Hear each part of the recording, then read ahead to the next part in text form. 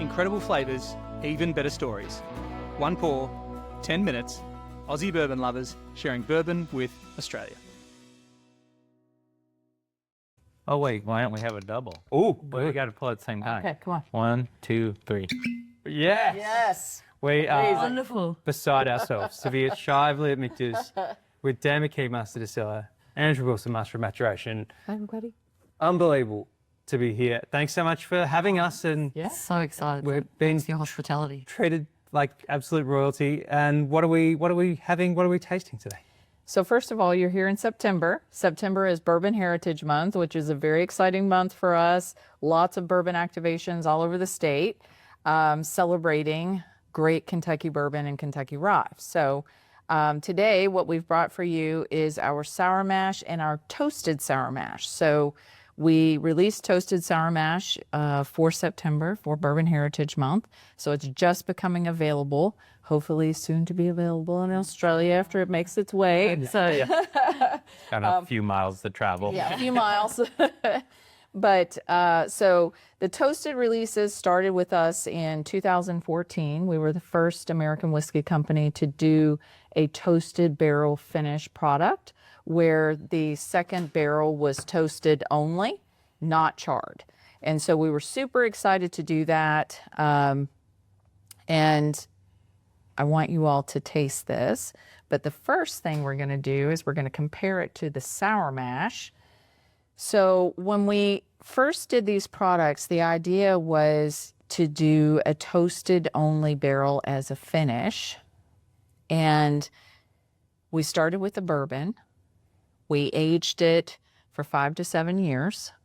We took it out of the first barrel and then we put it into this toasted only barrel as a finish. No charring at all, just No charring in the second barrel, just the toast.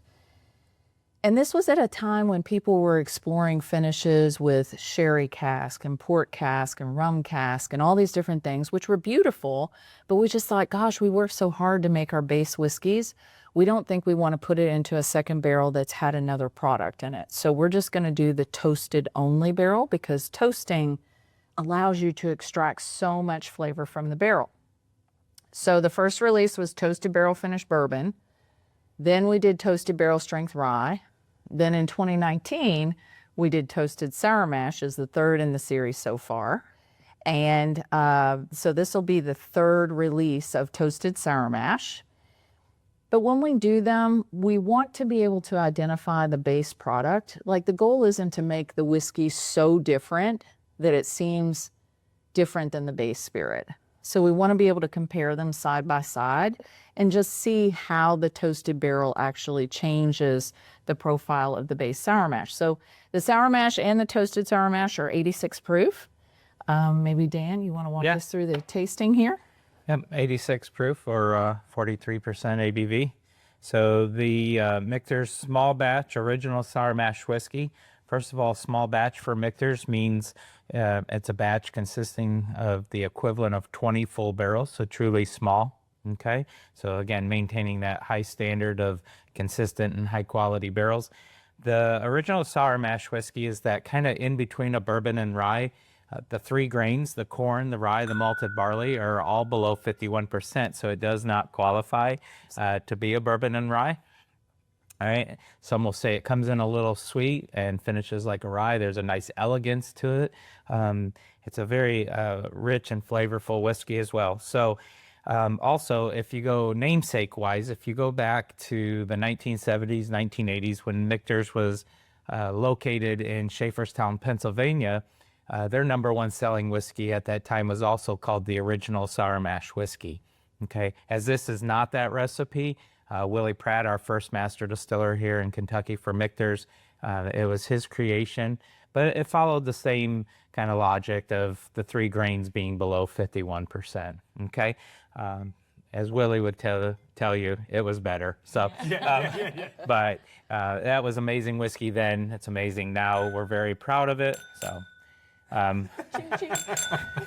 Let's do it. As Andrea is in, apparently we're already at 10 minutes, so. Little We just free. want to taste this deliciousness. There you So do we know what the original sour mash would have been in terms of mash bill? Would it have been similar, or would it have been a bourbon? We don't know. Well, it was once written by a very well-known writer, Michael Jackson, that the not the singer, not the singer, very well, It's a famous whiskey Yeah. writer. Wrote Yeah. all kinds of Very well articles known. and books. but he had written that it was 38% corn, 50% rye, and 12% malted barley. The reason they would have stopped at 50% rye was because in the 1900s, rye really had become a kind of a non-existent category. Rye fell out of favor by U.S. Prohibition. Okay, and that's when corn, the usage of corn and bourbon and the sweetness really took off. And so that it wouldn't be labeled as a rye whiskey, they stayed at 50%. Okay, cool. Okay.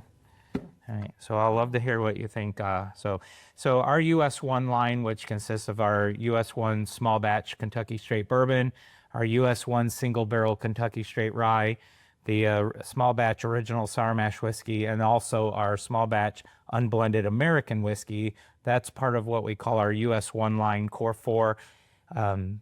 They are typically aged between 5 and 7 years. Here at Michter's, we age to a taste profile, not an age statement. Okay. Yeah. And again, this would have been fully aged in a new toasted charred American white oak barrel. Yes. How often are you tasting it when you say age to taste? Like how regularly are you checking on that taste? So we taste on a regular basis. So we're tasting all of our barrels for readiness to bottling about 8 weeks in advance of bottling. So we want to make sure the team is always tasting before we send anything to the bottling line. So they operate with a culinary mind. Like we want to make sure any bartender who's serving you a cocktail, any chef who's serving you a dish, they're always tasting it to make sure it's on specification for what they expect it to be. We do the same thing here in our process. So cheers. Oh, Cheers. Cheers. I think I kind of short poured you there. Played up for the extra. Okay. Yeah. I guess. You didn't want to taste this, did you? It's lovely on the nose. It's so like a warm caramel hug.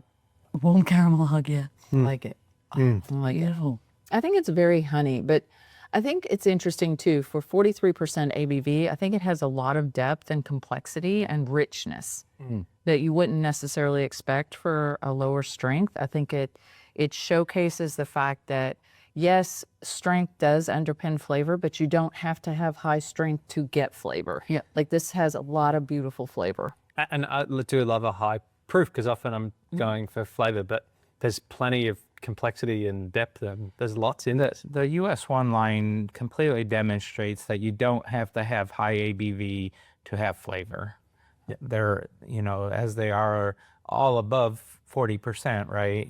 This is 43%, but again, there's, the viscosity, the color of the whiskey, but also that flavor profile. It's just very robust, very rich. And the way it's sitting on my tongue, like Yeah. it's hanging around, kind of clinging on there. It's Got that so beautiful lovely. finish.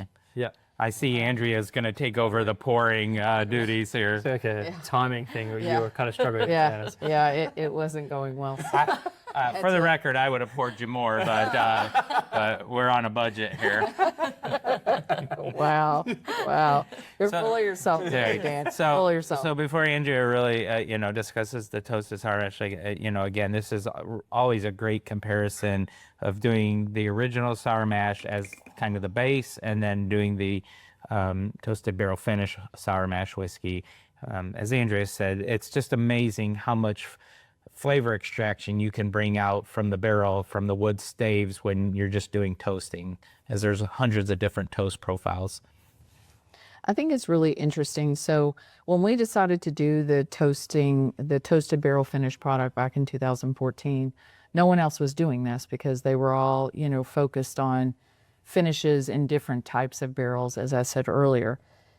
But we were the first to do the toasted barrel finish where that second barrel is only toasted only. But now it's almost like it's become this little subcategory. Like everybody's got a toasted product now, which is a tremendous honor, in terms of the joy of the expression. It's The sour mash is actually the harder one to toast because of the elegance of the sour mash. Finding the right toast profile that's not going to completely transform the whiskey to something so different you don't remember the sour mash. So we spend a lot of time on this one, but the idea is to bring just like a very gentle smokiness, as if you were going to have a campfire outside. Think of the fall season. I'm not sure how that resonates in Australia.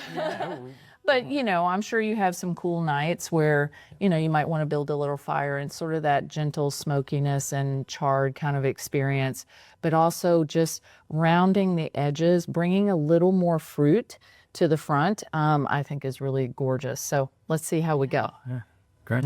Cheers. It definitely knows it's so different. Yeah. Yeah. I'm sitting by a campfire with marshmallows. Yeah. It's got that almost like a chocolatey or a spicy chocolate. I don't know what that is. Like a nice The finish is so delicious. kind of desserty kind of addition to it. Yeah. It'd definitely go well with chocolate. I'm really excited to know, though, on the marshmallow side of things. So if you're roasting marshmallows, Oh, good. are you the person who likes it just a little brown on the outside or completely flame char? No, I like to get it close enough that it really crisps up without getting on fire. But like not, I don't like to, like some people lightly toast it and then take it off and eat it. I like to get it that really crispy on the outside without setting on fire. So I can then peel it off and then go again. and do like, see how many layers I can get. And howdy, I've got a complex requirement as well. I always start with a gentle toast and really take my time. But if there's plenty in the bag, I'm going to do it every different way I can. I'll start with a gentle toast at the top, I'll flame throw it later, I'll go a few different options. Yeah. And how about you? Well, me personally, I start out with light toast, but the kid in me comes out and I'm scorching them. So, well, it's because I want to see fire.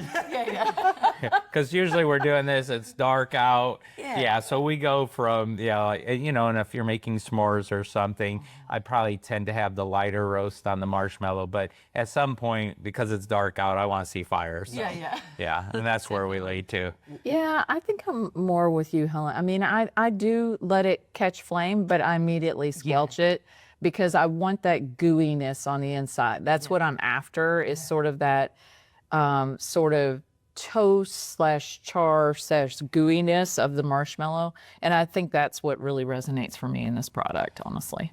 That's really I think this weekend I will use the grill and I'm going to have some marshmallows. I think we should all have sour mash and toasted sour mash and marshmallows. That sounds so good. Definitely we'll be having this with some marshmallows. It's so delightful. So good. Well, Have thanks. you had any of the previous releases of our of the original sour mash? We have had the previous release of this. Okay. Yeah, and We loved it. it was delicious. And how often does there much fluctuation in terms of the way the releases change? Each year when you release it, are you looking to accentuate something a bit different? Are you looking to keep We it really try to be consistent, the same with all of our whiskeys. You know, based on the base age profile of our sour mash, we might have to make a slight tweak, but in general, we want people to have the consistent experience that they expect from their toasted product. You know, we don't want massive deviation to where, we're comparing the last release of toasted sour mash with this one. You know, there might be little nuances because of the base whiskey, but otherwise we try to stay consistent. I mean, consistency again is so important. But again, if we want to elevate something a little bit, that's the beauty. And then, you know, of being able to, okay, let's use this toast profile and, you know, things like that. We always have that ability, though. so I think marshmallow sales might be going up in Australia. Yeah. I hope so. this conversation? Definitely. Hello. Is that a big thing in Australia? Is marshmallows? Yeah, roasted marshmallows over the fire. Yeah. The smallest thing is we don't. No, much we don't quite do the s'mores as much, but we definitely toasted marshmallows by the fire. yeah. I have a short story about marshmallows. Can you indulge me? Okay. My dad used to take my brother and I on boys' trips camping, and it was infamous that I would ruin the boys' trips by getting injured in a fairly dramatic way. And one of the trips, I dramatically injured myself because after 3 days of rain on this camping trip, I wanted to do I wanted to toast marshmallows. And the first one I got in the fire and I set fire to it and it started to fall off the stick. And so I caught it in my hand and it burnt my hand. So we had to go to the hospital. Yeah. So you ruined the trip. I ruined the trip because I had to go to the hospital and then I had to be treated for a burnt hand. Were you okay? Well, I'm okay now, but there was a time. See, it's funny. Andrea asked if you're okay. I asked, did your dad ever talk to you again? It was par for the course at that point.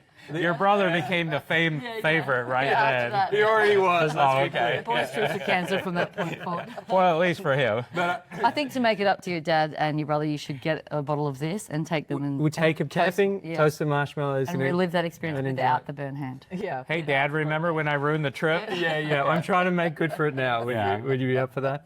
Thanks so much for having our us here, pleasure. Shively. Unreal to see all the experience and get your hands on a bottle of sour mash because that's really easy to get your hands on in Australia. And if you can find yourself the toasted sour mash, my goodness, definitely Get some marshmallows and Well, thank you, everybody. Yeah. cheers. Thank you. Yep, Cheers. cheers.